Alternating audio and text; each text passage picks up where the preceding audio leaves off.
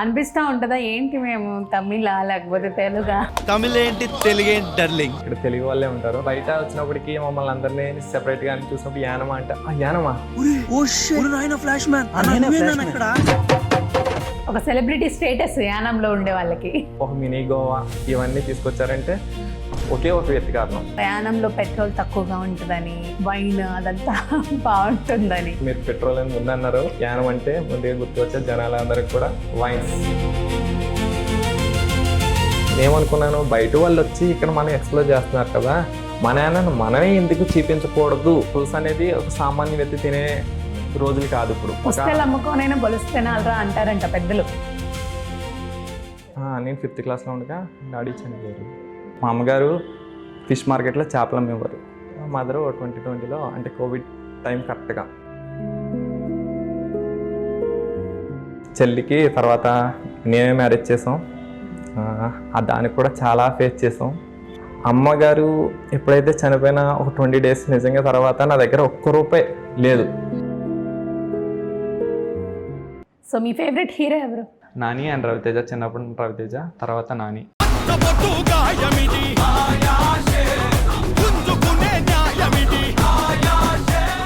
నిజంగా చెప్తాను, మా అక్కకి ఇప్పుడు దాకా నేను చెప్పలేదు. అక్క నిజంగా నీ కాళ్ళు పట్టుకున్నా సరే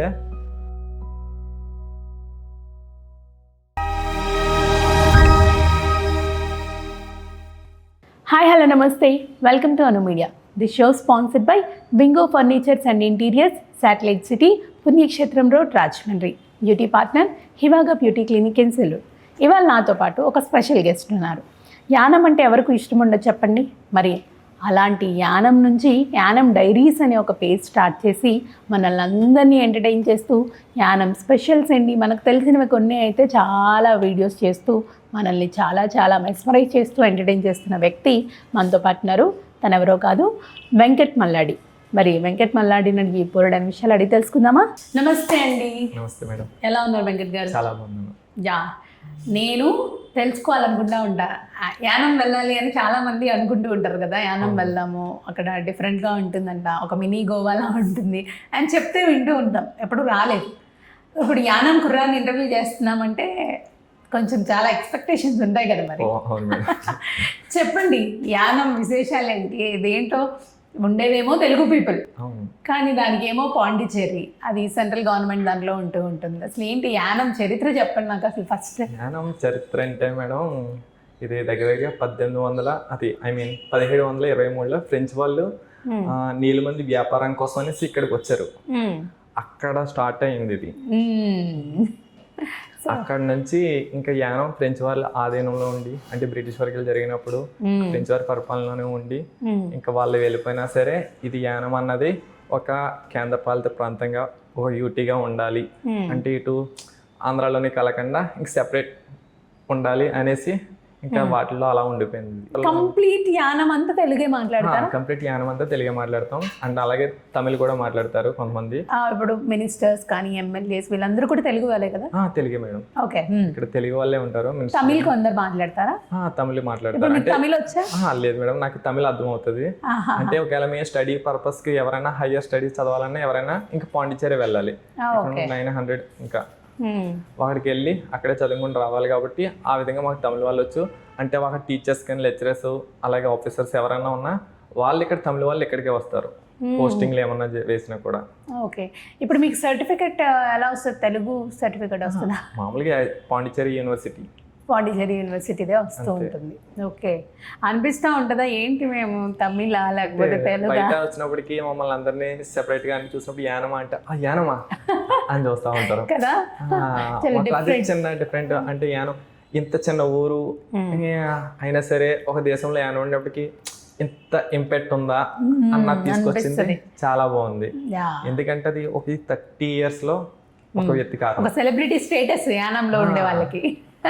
అదంతా ఒక టూరిజం స్పాట్, ఒక మినీ గోవా ఇవన్నీ తీసుకొచ్చారంటే ఒకే ఒక వ్యక్తి కారణం.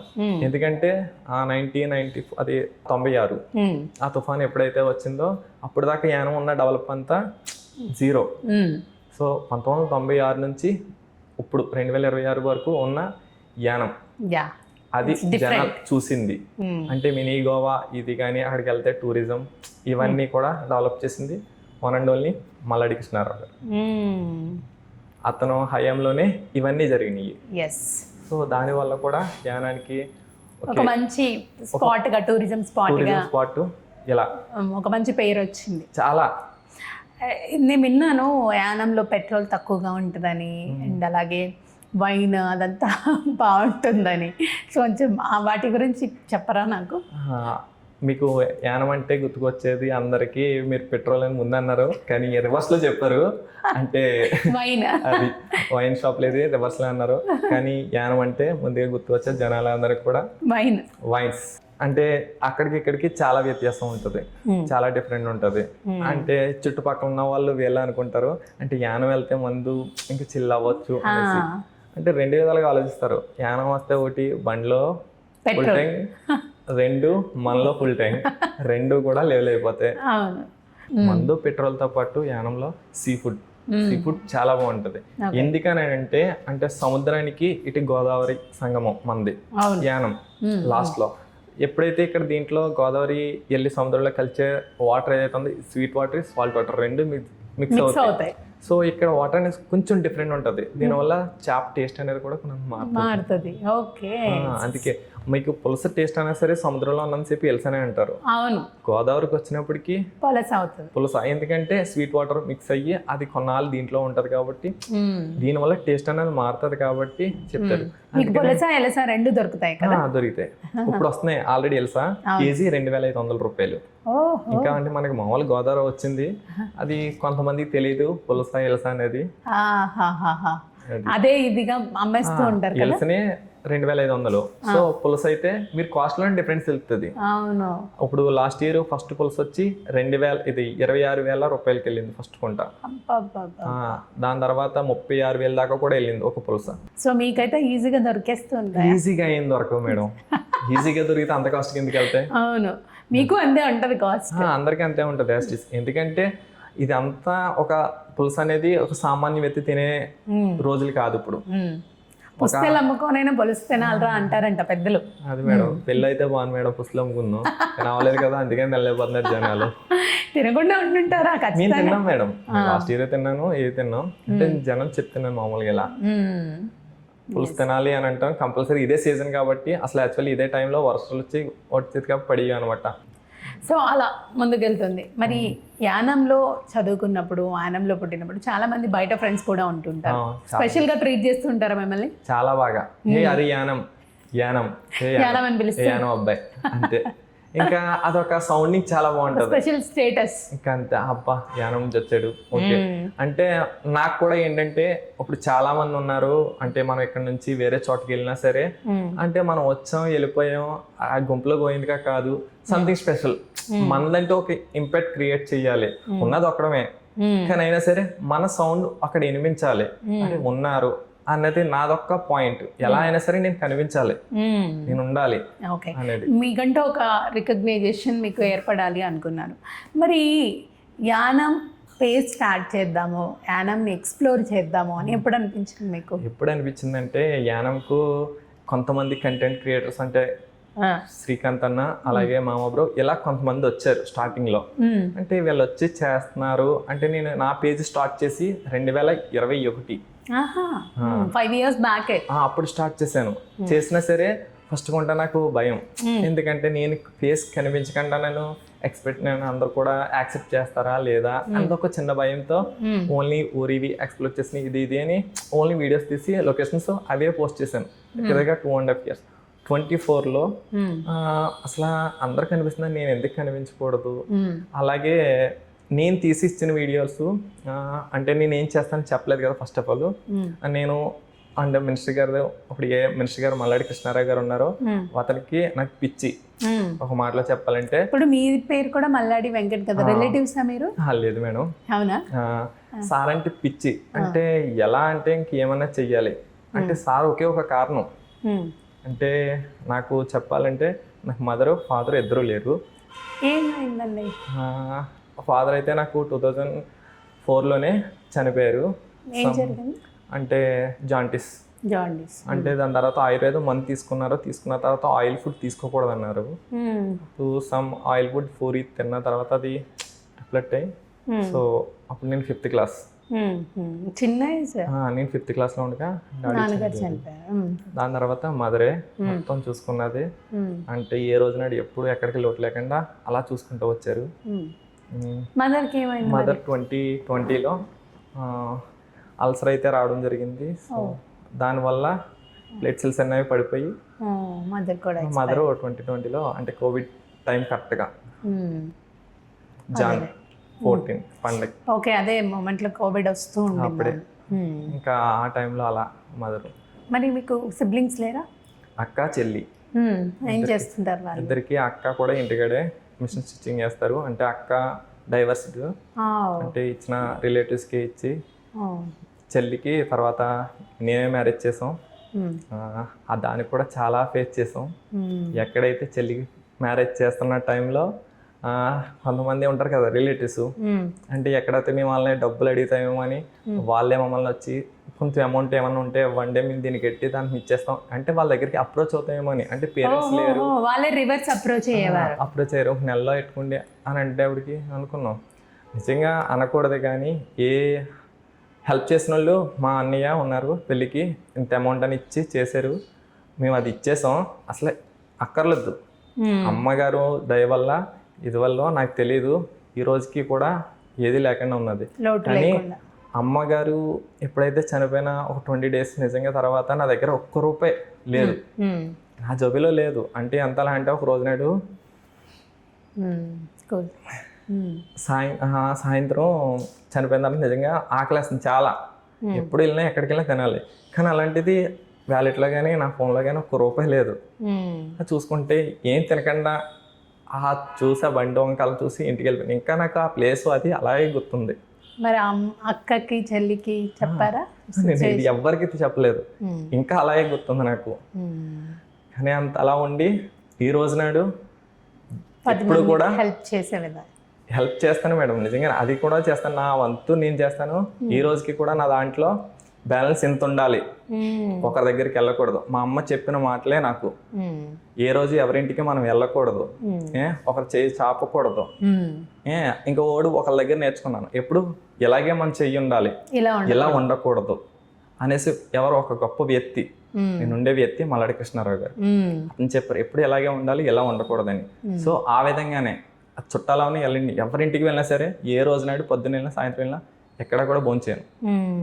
వచ్చానా బయటకు వెళ్ళి తింటాను. ఎందుకంటే వాళ్ళు నేనేదో మనం వెళ్ళి తినేస్తే వీళ్ళు వచ్చి తినేశారు తల్లిదండ్రులు లేదు అన్న ఫీల్. మా అమ్మ నన్ను ఎలా పెంచిందో, మా అమ్మ ఎంతమంది చూస్తుందో నాకు తెలుసు. చనిపోయే వరకు కూడా ప్రతి ఓలికి పెట్టింది, చేసింది. ఎంత కష్టపడ్డారో నాకు తెలుసు. అంటే నేను చెప్పాలి అంటే ఈ రోజు నాడు జనాలు అంటారు, నీకేంట్రా అసలు ఇలా చూసి, నీకేంట్రా, నీకు సూపరు, నీ లైఫ్, నీ కష్టాలు ఏంటని అంటారు. అసలు నాకు పేరెంట్స్ ఉన్నారా లేదా అన్నది కూడా బయటికి తెలియని మనం జనాలు ఎవరికి. అసలు మా అమ్మగారు ఏం చేశారన్నది కూడా ఎవరికి తెలియదు. సో మా అమ్మగారు ఫిష్ మార్కెట్లో చేపలు అమ్మేవారు. అది అలా ఉండి ఈ రోజు నాడు మమ్మల్ని ఎలా చూశారు. మా అమ్మగారు చనిపోయిన తర్వాత నేను ఒక ఇలా దాచుకుని డబ్బులు దాచుకుని ఇంట్లో వాళ్ళకి, మా అక్కకి మా చెల్లికి ఎవరికి తెలియకుండానే ఒక సైట్ ఒకటి కొనుక్కున్నాను. ఒక సైట్ ఒకటి కొని అది అలా ఉంచాను. అలాగే ఇంకోటి కొని నాకు ఒక డ్రీమ్, మా అమ్మ డ్రీమ్, ఒక హౌస్ కట్టాలి.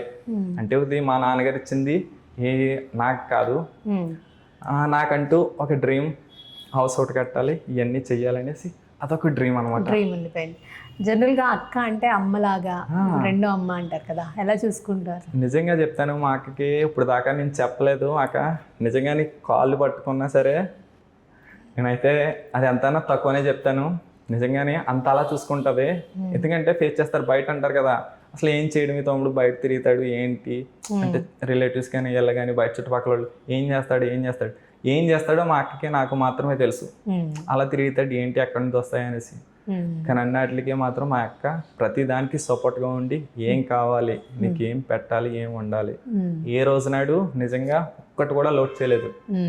నిజంగా అలాంటి అక్క ఈ రోజుల్లోని చిన్నదానికి పెద్దదానికి గొడవలు పడే వాళ్ళు ఉంటారు. కానీ ఇప్పుడున్న ఇల్లు కూడా అక్క నీ పేరు మీద పెట్టనంటే వద్దు, అది నీ పేరు మీద పెట్టుకో అంటే డాడీ తర్వాత మార్చుకున్న నీ పేరు మీద అన్నీ నా పేరు మీద పెట్టింది. ఇది కొన్న సైట్ ప్రతిదీ కూడా నా మీదే ఉన్నది.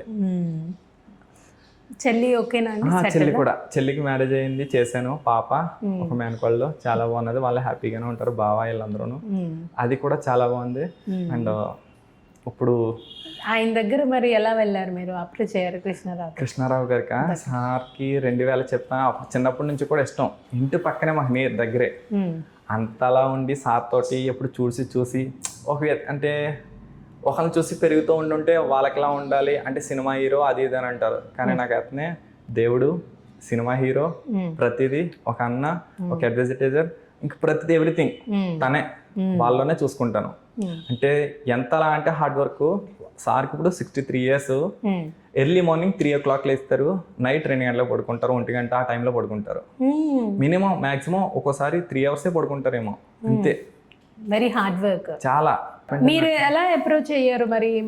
అంటే ఆయన ఎందుకు మిమ్మల్ని పెట్టుకోవడం జరిగింది పర్సనల్ గా అనేది? అంటే ఎలా అంటే మా ఏరియాలో ఎప్పుడు కూడా పెద్దలు ఉంటారు కదా, ఎలా మనం వెళ్ళి వాళ్ళు చెప్పి ఎలా ఉండి ఇలా చేసిన గ్రామంలో అంటే వెళ్ళి మనం వాళ్ళతో చెప్పి వాళ్ళతో చెప్పించుకుంటే అది ఎప్పటికీ అవుతుంది నాకు తెలియదు. రికమెండేషన్ అనేది ఎలా మనకు తెలియదు. సో మనమే డైరెక్టర్ అక్కడికి వెళ్ళి మనకంటూ టాలెంట్ ఉంది, సార్కి పోస్టులు పెట్టి తీసి ఫోటోలు వీడియోలు తీస్తే చూసి మెచ్చుకుని బాగా చేస్తున్నాం, ఓకే ఎలా ఉండి ఈ రోజున. ఒకప్పుడు వెంకట్ అంటే ఎవరికి తెలియదు, కానీ ఇప్పుడు వెంకట్ అంటే కృష్ణారావు గారు మనిషి, పర్సనల్ అసిస్టెంట్. ఇంకా అంత అంటే సార్కి ఇంత నమ్మకమైన వ్యక్తిగా నేనైతే ఉన్నాను. అది నాకు చాలా హ్యాపీ అనమాట. సో అక్కడికి వెళ్ళాక కాస్త లైఫ్ చేంజ్ అయిందంటారా? చాలా అంటే లైఫ్ చేంజ్ అయిందనంటే చాలానే. మా అమ్మగారు చనిపోయినప్పుడు కూడా బిల్లు, హాస్పిటల్ బిల్లు అవుతే ₹1 కూడా ప్రైవేట్ హాస్పిటల్లో ఉండి అమౌంట్ అనేది సమ్ అమౌంట్ కూడా అయింది. ఎంత అయినా సరే ₹1 కూడా వాడి దగ్గర తీసుకోవద్దు, వాడికి ఎవరు లేరు, నేనున్నాను అనేసి పంపించారు. ఇప్పుడు 2020 అప్పుడు సార్ ఎలక్షన్. అంటే మీరు మీ మమ్మీ చనిపోక ముందే మీరు ఆయన దగ్గర జాయిన్ అయ్యారు? ఆయన దగ్గర అంటే అంతకు ముందు ఉన్నాను కానీ అంత క్లోజ్ కాదు. ఈ 5 years లో సార్ పోటీ చేయలేదు, వేరే వ్యక్తి వచ్చారు. నేను ఒకటే అనుకున్నాను, సార్కి ఏమన్నా నా తరపు నుంచి నేను చెయ్యాలి అని అనుకున్నాను. కానీ ఆ టైం ఈ ఎలక్షన్ వచ్చింది. సో ఈ ఎలక్షన్లో ప్రాణం పెట్టే చేశాను.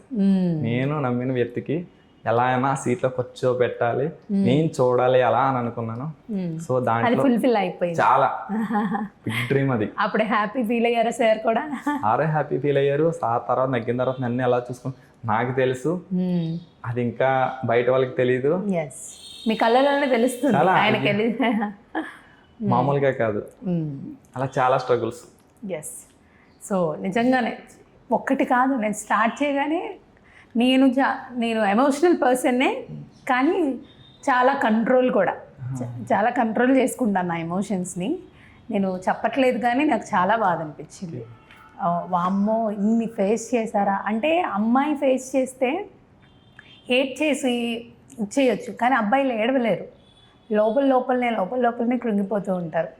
అలాంటిది మీరు ఇలాంటి సిచ్యువేషన్స్ ఫేస్ చేసి ముందుకు వచ్చి నిలబడ్డారు అంటే వెరీ స్ట్రాంగ్ అండి. మీరు ఆ స్ట్రెంగ్త్ భగవంతుడు మీకు ఎప్పుడు ఇవ్వాలని చెప్పే కోరుకుంటున్నాను నేను. Thank you madam. నేను అలా వచ్చినప్పుడు నాకు అసలు అనుకోలేదు. అసలు మా మదర్ చనిపోయినప్పుడు అసలు నేను దీని నుంచి దేనికన్నా బయటికి వేరే చెడు అలవాట్లు వేరే వెళ్ళిపోతానేమని భయం నాకు.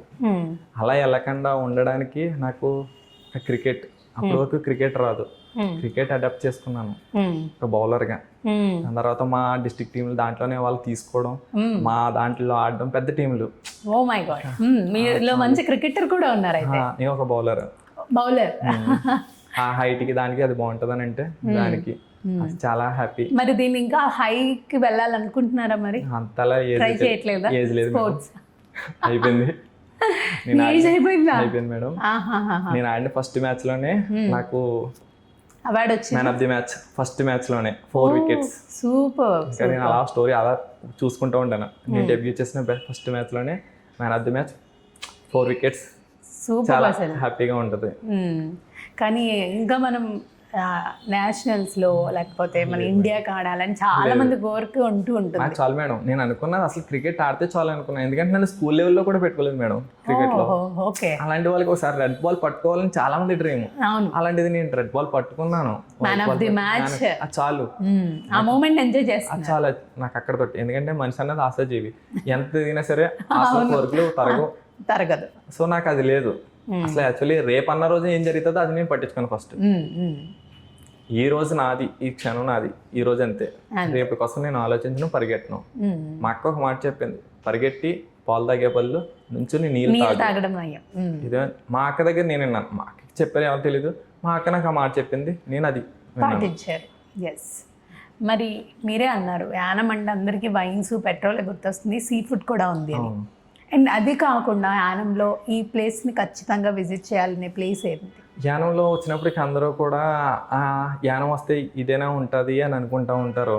అంటే వచ్చి బీచ్కి ఎర్లీ మార్నింగ్ వచ్చేసి, లేకపోతే మధ్యాహ్నం వచ్చేసి ఇదేనా, ఓన్లీ ఇదేనా, ఇంకేమైనా ఉందని అంటారు. అసలు యానం అంటే ఆ ఒకటే కాదు, యానం అనే ఒక సెంటర్ హబ్ అన్నట్లకి.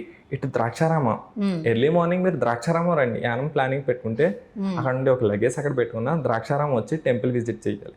టెంపుల్ విజిట్ చేసి ఇక్కడ నుంచి వస్తే మీరు కాకినాడ బీచ్కి వెళ్ళొచ్చు. అంటే యానాని బీచ్ ఉండదు, మీరు కాకినాడ బీచ్ చూడొచ్చు. అక్కడ నుంచి కోరంగి ఫారెస్ట్ ఉంటుంది, కోరంగి ఫారెస్ట్ చూడవచ్చు. ఇక్కడ నుంచి ఇవన్నీ చూసిన తర్వాత యానం ఫారెస్ట్ ఒకటి ఉంది, యానం ఫారెస్ట్ లో బోటింగ్ బాగుంటది, మీరు వెళ్ళండి. అక్కడ మీరు ఎప్పుడు బోటింగ్ బాగుంటానంటే గోదావరి సీజన్.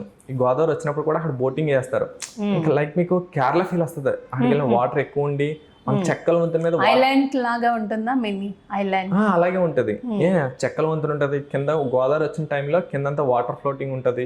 ఓన్లీ మనం చెక్కల వంతెన మీద నడుచుకుని వెళ్తున్నామా అన్న ఫీల్ ఉంటది. నార్మల్ టైం కన్నా ఈ ఫ్లడ్ టైంలో అది బాగుంటది. రైనీ సీజన్ లో ఈ ఫ్లడ్ టైంలో వెళ్ళి చూడడం, బోటింగ్ చేయడం చాలా బాగుంటది. నాకు ఫేవరెట్ అనమాట. ఈ సీజన్ వస్తే నేను బోటింగ్ చేయకుండా ఉండకుండా అస్సలు ఉండను.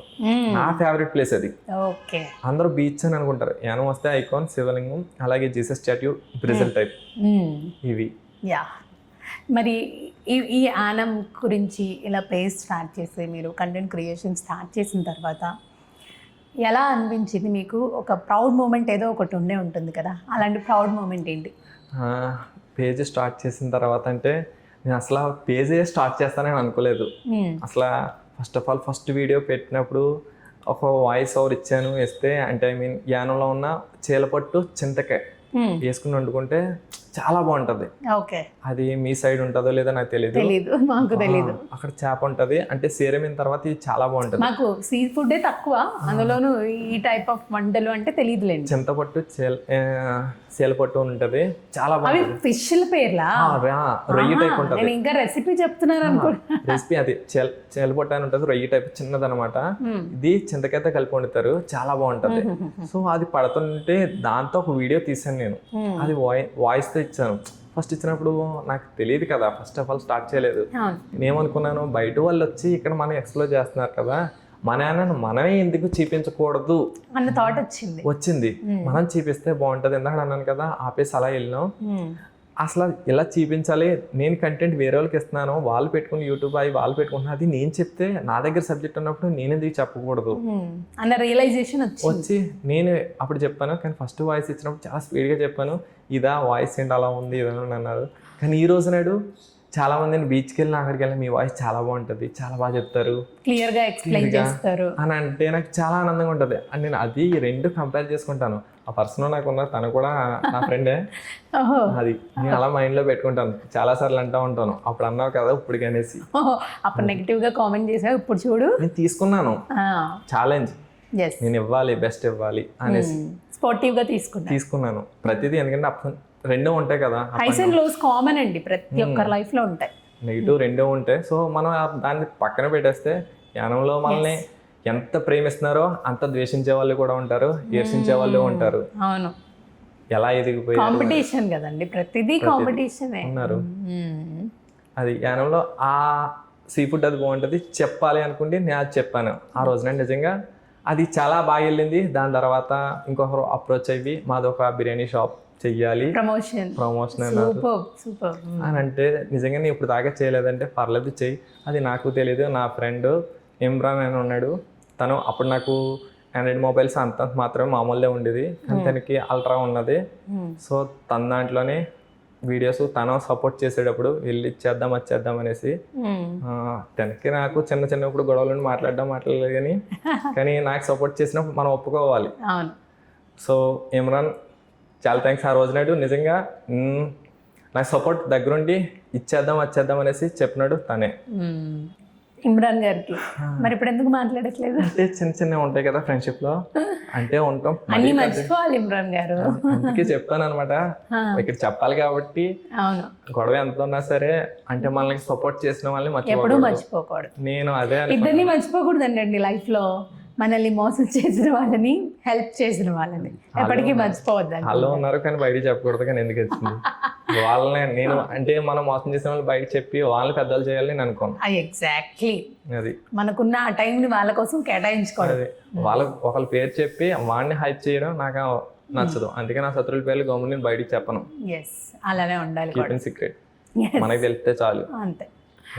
సో మీ లైఫ్లో, మీ కెరియర్లో, హోల్ కెరియర్లో మోస్ట్ హ్యాపీయెస్ట్ సిచ్యువేషన్ ఏంటి? నా హోల్ కెరియర్లో మోస్ట్ హ్యాపీయెస్ట్ అలా ఏం లేదు మేడం. ఉండవా సిచ్యువేషన్స్?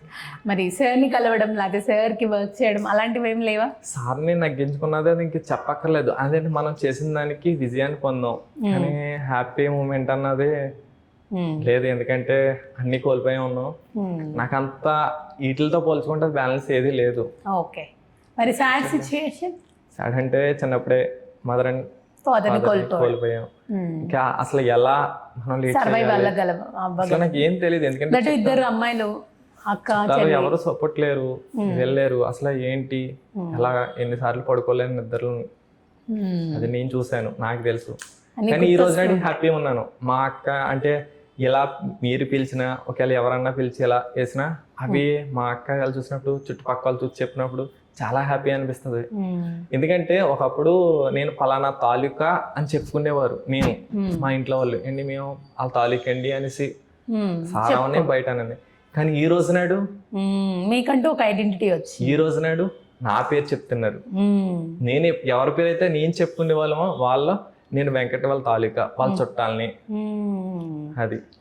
అది మంచి పేరు తెచ్చు, అది నాకు చాలు. ఎందుకంటే అక్కడ డిపార్ట్మెంట్స్ అవని, పోలీస్ డిపార్ట్మెంట్ అవని, ఆఫీసెస్ అవని, వేరే ఎక్కడికి వెళ్ళినా సరే ఒక మంచి పేరు ఉంది నాకు. అది చాలా, అదే కదండి పెద్దలు అంటారు, 10 మందిలో మంచి పేరు సంపాదించుకోవాలి మనము.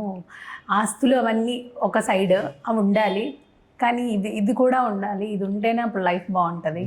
ఇవన్నీ సంపాదించినా ఇది లేకపోతే వేస్ట్ లైఫ్. అదే అంటారు జనాలు. కొంతమంది అంటారు మీ అమ్మ ఉంటే నిజంగా చాలా హ్యాపీ పడుతుంటారు ఇవన్నీ చూసి.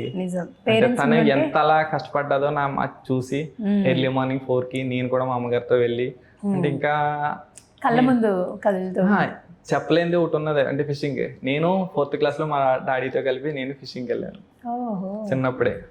అంటే ఫస్ట్ క్లాస్లో ఎలా ఉంటుందని తీసుకెళ్లేదు సరదాగా. అప్పట్లో సరదాగా అప్పుడే వెళ్ళి చూసి అవన్నీ, ఇంకా అప్పటి నుంచి వాళ్ళ కష్టం తెలుసు, వీళ్ళ కష్టం తెలుసు, ఇప్పుడు నేను పడుతున్న కష్టం అన్నీ చూసుకుని వచ్చాను. సో దాంట్లో ఇలా ఈరోజు. బట్ ఎక్కడున్నా వాళ్ళ బ్లెస్సింగ్స్ మీకుంటాయి, వాళ్ళ సపోర్ట్ మీకు ఉంటుంది.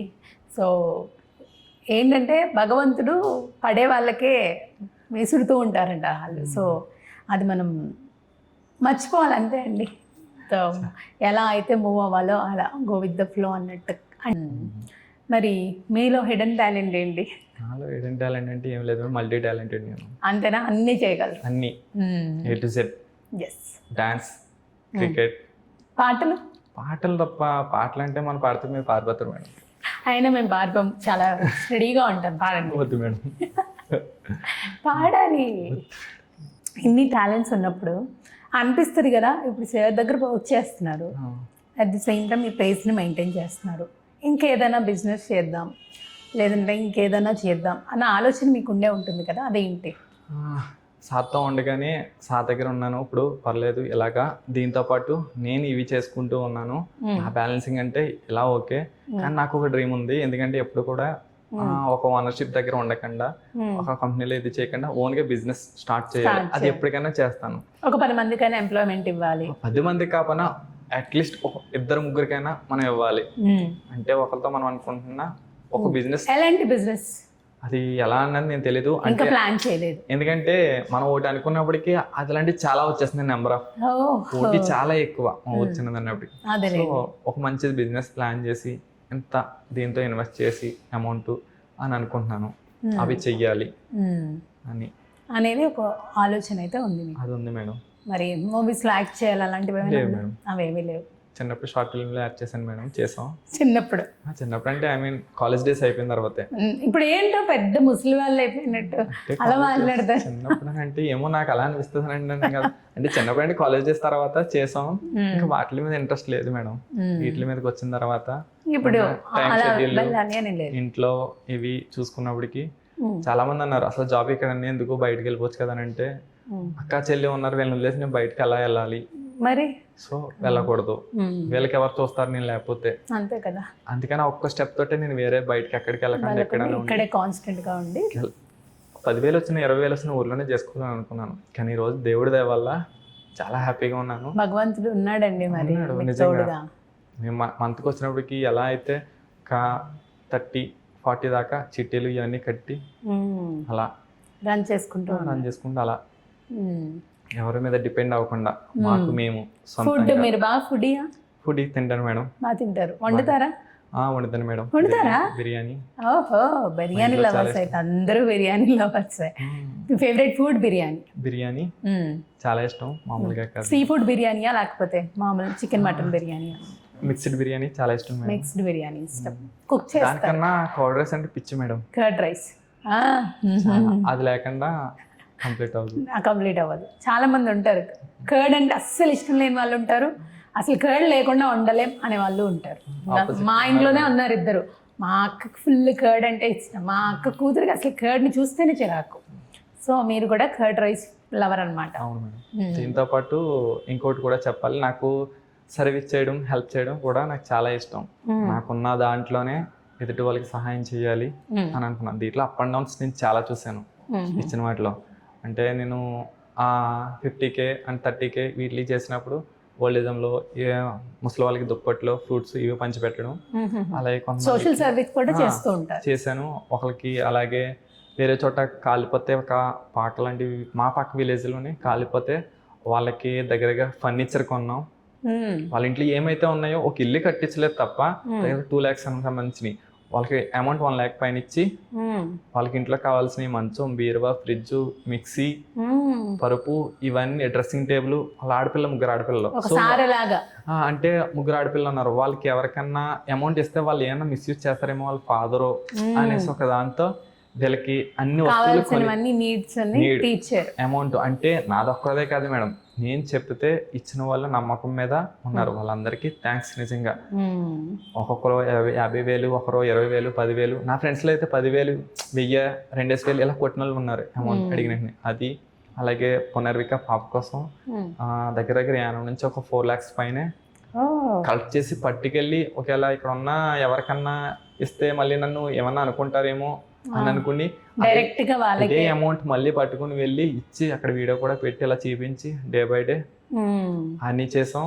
అలాగే 50K నేను అయినప్పుడు సెలబ్రేషన్లో అయితే కనుక ఒక ఫ్యామిలీ ఉన్నారు, హ్యాండిక్యాప్ ఆవిడ, వాళ్ళకి ఒక పాప ఉన్నారు. సో వాళ్ళకు దీపావళి సందర్భంగా వెళ్ళి అంటే నేను చేసిన ప్రమోషన్లు ఏవైతే ఉన్నాయో దీంతో వచ్చిన అమౌంట్ నా దగ్గర ఏమీ లేదు కదా మేడం. నేను చేస్తే ఈ అమౌంట్ అంతా దాచి వాళ్ళకి ఒక వీల్ చైర్ కొని, వీల్ చైర్ తో పాటు కొన్ని సామాన్లు, అలాగే రైస్ బ్యాగ్ ఇలా వాళ్ళకి ఇచ్చాను.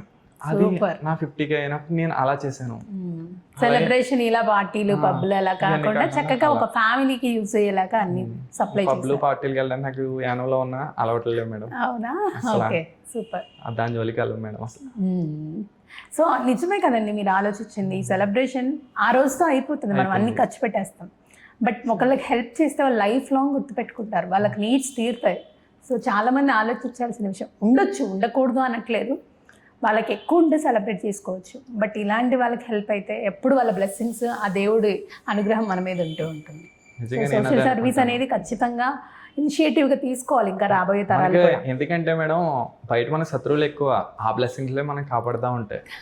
మనం చేసిన మంచి ఈ రోజు మన మంచి రేపు కాపాడిందని అంటారు కదా. సో నేను అదే ఫాలో అవుతాను, నమ్ముతాను. నేను చేసినా మన దగ్గర ఉన్న వాటిలో కొంచెం ఎంతో కొంత ఇవ్వాలి. సో మీ ఫేవరెట్ హీరో ఎవరు? నా ఫేవరెట్ హీరో అంటే నాని అండ్ రవితేజ. చిన్నప్పుడు రవితేజ, తర్వాత నాని. మూవీస్, ఫ్యామిలీ మూవీస్ బాగా ఇష్టం అవి. ఓకే, ఫ్యామిలీ ఓరియంటెడ్ మూవీస్ ఇస్తారు కాబట్టి వాళ్ళంటే ఇష్టం. అంతే, చాలా ఇష్టం అది. మరి వాళ్ళని కలిసారా? లేదు మేడం. ఇప్పుడు మూవీ ప్రమోషన్స్ అనేవి ఇవి ఉంటారు కాబట్టి ఖచ్చితంగా కలిసే ఛాన్స్ వస్తుంది వస్తుంది అని అనుకుంటున్నాం. నిన్నే కిరణ్ అబ్బవారు వచ్చారు, వాళ్ళని మీట్ అయ్యాం. చాలా హ్యాపీ అనిపించింది చూసినప్పుడు. అంటే మా యానం చాలా మంది సెలబ్రిటీస్ వస్తారు. ఇంకోటి చెప్పడం మర్చిపోయాం, మా యానంలో ఫేమస్ అన్నిటికన్నా ఫెస్టివల్ ఇలా బాగా జరిగేది యానం ప్రజా ఉత్సవాలు. అంటే జనవరి 6, 7, 8 తేదీల్లో జరిగితే 3 రోజులు ఫ్లవర్ షో జరుగుతుంది. అలాగే 3 రోజులు ఫ్లవర్ షో పాటు డాన్స్ ఈవెంట్స్ అయింది. ఫస్ట్ డే లోకల్ టాలెంట్స్ వాళ్ళు చేస్తారు. దీనికి కూడా అంటే విదేశాల నుంచి కూడా వస్తూ ఉంటారు మనకి.